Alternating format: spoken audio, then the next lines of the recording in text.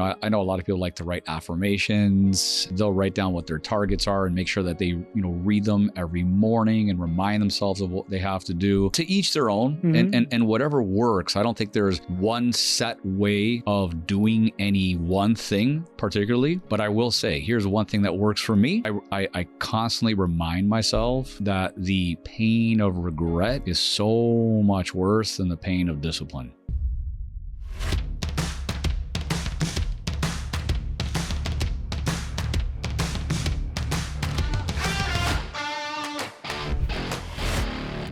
Welcome back to the 8th Gear Podcast. Great to be with you. Cebron Walker and Joe Faraci.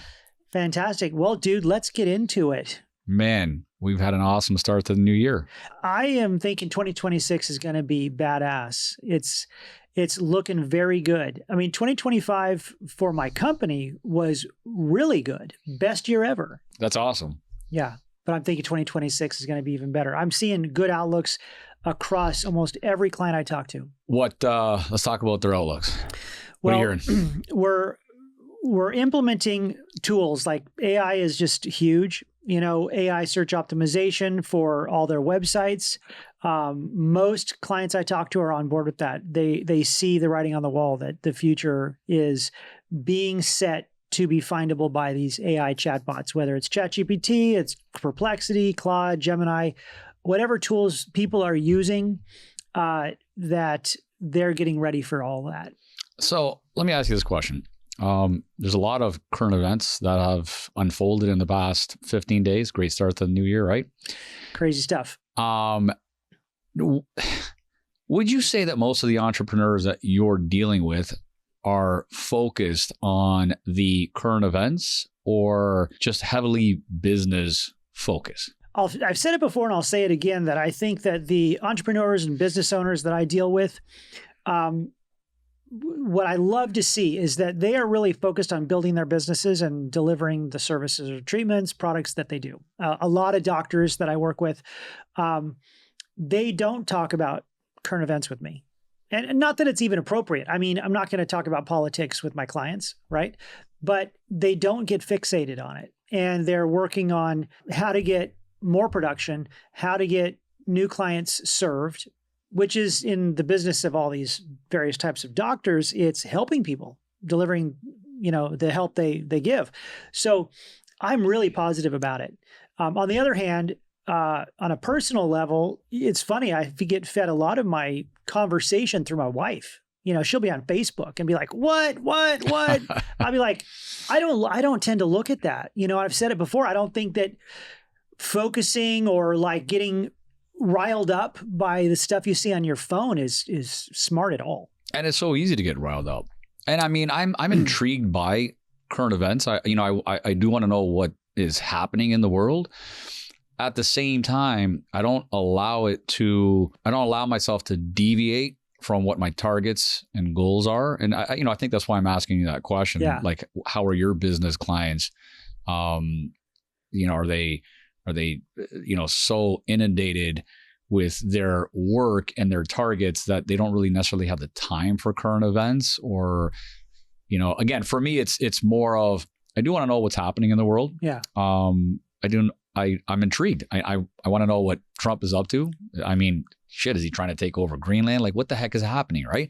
Yeah. No, but at the 100%. same time, I think there has to be this distinct ability to be able to set that aside and then allow it, not allow it to totally consume, because it is, right? Social media, it's so easily consuming people's like time, energy, and effort in the various things that they're doing. Yeah.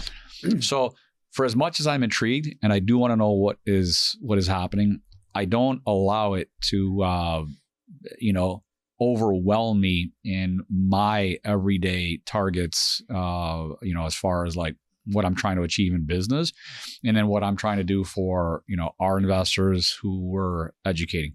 But they do ask me.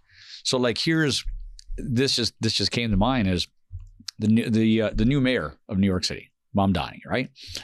He has, what's the lady that he brought on board? I don't recall her name. She made a comment. Let me see if I can find it. So the Supreme Court Justice or like the Department of I don't even know how you pronounce the name. Say Weaver? Is that how you pronounce her name? Which department is she in? So he put her. She's responsible for something to do with home ownership. I don't know.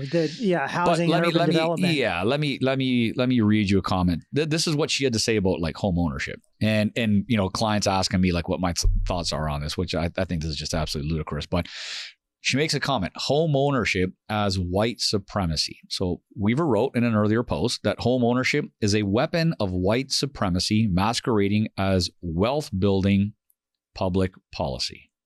Damn, dude. I mean, and but we all know what Mamdani is. He's a socialist, or what do you call him? Not a communist. He's a democratic socialist. Yeah. I mean, he's obviously going to put those people in office, but the people of New York, they obviously have to be smart. But it's a scary proposition. Yeah, she's so her argument is, essentially we should treat housing as a collective good rather than a private asset. Okay, well, that's 100% socialist. And I will say that Patrick Bet-David, who sometimes he can be radical, but some of his podcasts are fantastic. And he did a post, what it was like 51% of what we're seeing on our phones on social media now, 51% is now bots with potentially fake news, fake information that is not being posted by friends, family, and people that are in our industries that, we would expect or what we think social media is. They're just bots. That's freaking crazy. It's insane. And so sometimes when you bring that up, I go, I don't necessarily love the new mayor of New York, but I also wonder how much is true. There's no question. And I think you have to, obviously the best way to take in your information is to make sure that the individual is being quoted correctly, right? There's a lot of misrepresentation, absolutely no doubt. But the problem is in reading stuff like that, then I get investors in my sphere, right, of work, and they're concerned. They're concerned with housing. They're like, Joe, can you see this like spreading into other states? Do we have to be concerned? And I'm like, so now you're allowing this what if to totally consume what your outlook is on the possibility of like business 6 months from now, a year from now, 5 years from now. And you can't do that. Yeah, no. And I think you have to remember that this stuff is so disconnected from most realities that we all have at ground level. And there's no doubt that it's a distraction that we think we enjoy to spend, the stat is 2.5 hours a day that we're spending on our social media, on our devices. So we have to watch it. But anyway, I don't want to preach. I was talking to a dentist the other day and talking about things that are going on that do worry a business owner as insurance. And he's a dentist and people come in with wanting insurance, and he's a very conservative guy and doesn't want to say things that are negative towards anybody. Mm-hmm. And I said, I just want to say something to you to make sure we're on the same page. Insurance in America is a scam. And he started laughing and was like, oh my God, it 100% is a scam. So, there's sort of understandings, which are great. And, you have multiple people and you can have that understanding. I don't know. But so there's people that are listening to this podcast, and you and I are going back and forth on a lot of the things that can cause turbulence in an individual, right? Distractions.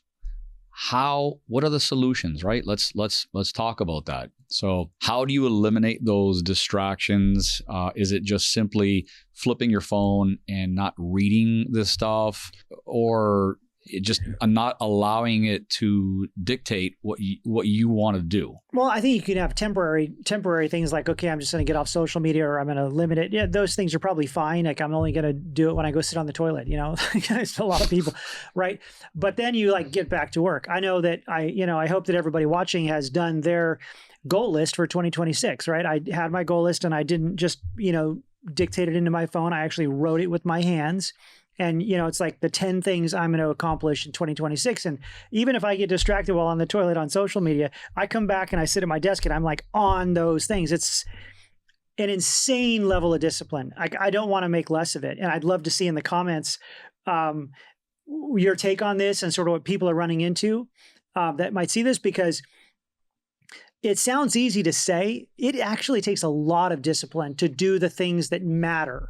You can like get distracted and do the easy things and straighten your desk out and then go take the trash out and, do random things that are not the things you have to do that will actually change your life and take it forward, which what they are. Yeah. They're on that list. But how do you stay? So I was asked this question actually this week, and they're like, Joe, how do you stay motivated? And I said, look, there's a lot of, I know a lot of people like to write affirmations, and they'll write down what their targets are and make sure that they, read them every morning and remind themselves of what they have to do. And to each their own, and whatever works. I don't think there's one set way of doing any one thing particularly. But I will say, here's one thing that works for me, and maybe it'll work for some of the people listening to this show, which is I constantly remind myself that the pain of regret is so much worse than the pain of discipline. So even in those moments where, man, it's so easy to like read something online and be like, well, see, look, this shit's happening, right? And it kind of it can sort of consume the mind and justify why you're not doing certain things, because you're like, well, see, I'm not doing X, Y, Z as bad as them. Yeah, because like, well, look what's going to happen. Like, what's the point?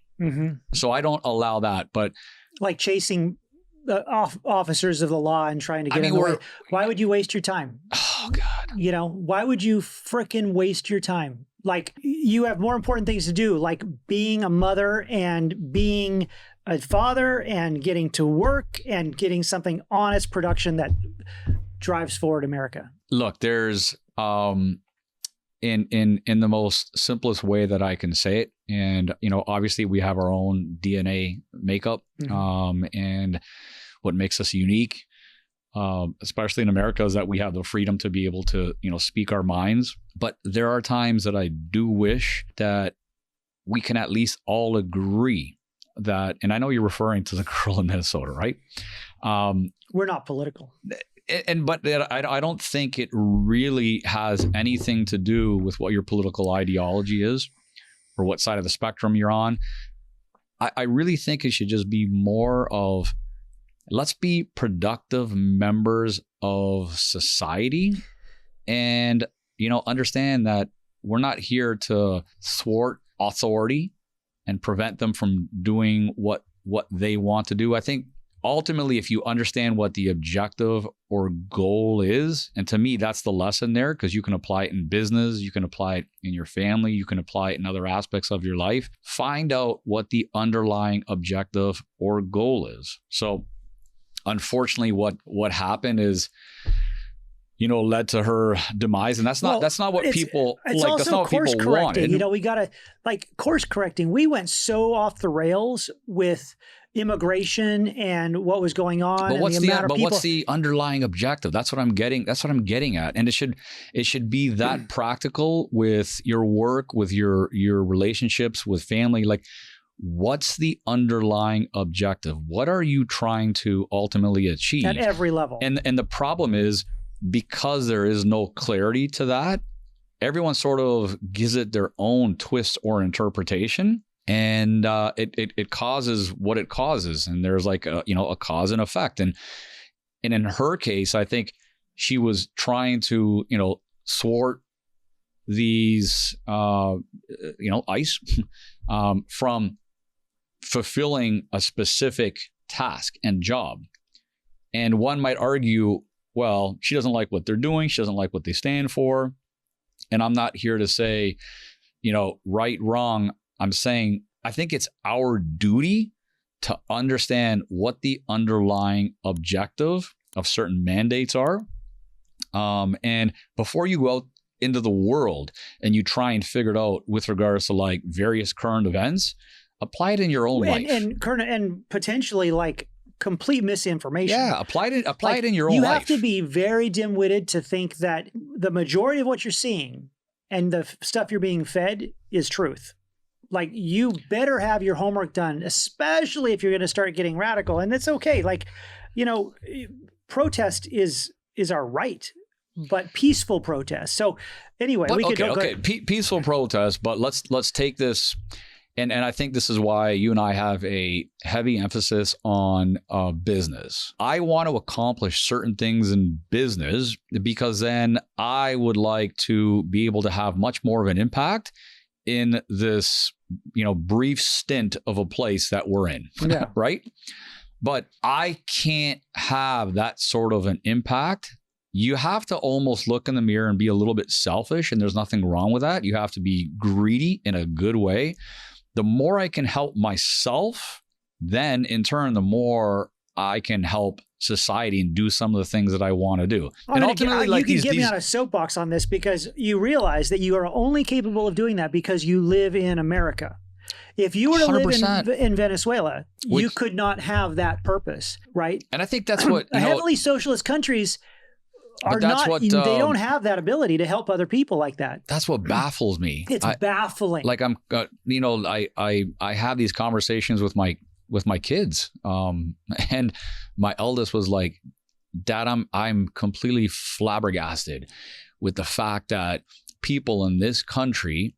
And we could just touch on this, not that I, want to get inundated with all the particulars and details, but the fact that people in Venezuela are celebrating, right? Finally, this sense of freedom or peace that was so out of reach, and a potential for a capitalist system where they all have the right to be as successful as they can. Oh my God, they're literally they're just going to grief. If you can't feel something for these people, I mean, I don't know what in God's name would move you. But the reality is, so they're celebrating on the streets, and then you have certain individuals that are free in this country that are protesting and demanding the return of, this dictator. So you have these, no king protests, right? And we're protesting what they supposedly deem as a dictator. And I'm not here to defend Trump, but supposedly deem as a dictator. And then when a dictator is captured, they want that dictator to be returned. I mean, I don't understand the hypocrisy, but completely. We can go full circle. And my contention is, it's great that you want to protest and you're free to do so. But I think the emphasis and focus on 2026 should be, let's work on ourselves. Let's work on ourselves and recognize the incredible opportunity of America, and that it's our 250th anniversary this year. Man. Is that crazy? That we have as Americans to do what we're doing a freaking podcast, having this purpose to help other business owners be as good as they can be at what they're doing. So, put it in the comments what you're doing as an entrepreneur, and the things that are, your targets for 2026. We'd love to see it. And let's keep talking about it. I mean, before we end, what are some other current events? Oh, I wanted to comment on this because my wife brought it up, is the flipping of the food pyramid. That's freaking amazing. I think so. But there's an unbelievable amount of backlash. I can't believe that this is what's happening. I mean, we're trying to progressively eliminate the preservatives, the chemicals, the things that are causing harm to society, and obesity, autism. I've no, we gotta pump our kids full of Red 40. Are you insane? What?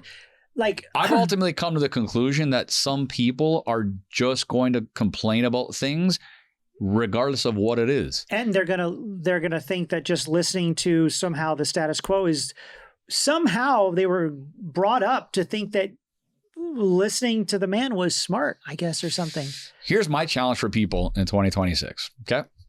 And funny enough, I've done this with my own kids, because my one son was complaining the other day. And I said, listen, dude, here's what I want you to do. I'm not asking you to do it for a week. I'm not asking you to do it for a month. I'm not asking you to do it for the entire year. let's take this day by day. I want you to go one full day without complaining about anything. And then tell me how you feel. And he's like, well, what's that going to do? I'm like, don't question it. Just, I want you to go through this exercise. Go an entire day without complaining about a single thing. Just positivity. And let's talk about, how you feel at the end of that day. And if you feel no better, no different than the previous day, then tomorrow complain about everything that your heart desires. And see if it rubs off. I love that target. Okay, let's end the podcast with that. For our listeners, maybe you're just a great person and never complain, but go an entire day without complaining about a thing and see what happens. Does it rub off on others? Let's just go one full day. One simple thing. Go a whole day, zero complaints. And because we said it, you're going to think about it. Watch how it affects your business. Pay attention to how it affects your family, how it affects your relationship, how it affects your friends. Just, this is no pretty complaints. cool. On social media, on Facebook. Nothing. And if it means that you have to turn social media off for a day so that you don't gravitate towards some of this negativity. It's a simple task. If you feel you're disciplined enough to be able to read the stuff and be like, hey, it is what it is. I've read it. I won't allow it to affect me. Then, okay, great. Then do it that way. But ultimately, let's see if you could just go one day. I love that. I love that. Well, now I'm going to do it too. All right. Awesome, dude. Hey, guys, thanks for joining us at the 8th Gear Podcast. It's been great. It's been a good talk, actually. Love it. And make sure, put the comments in there, subscribe, hit that bell so you get future shows. Peace.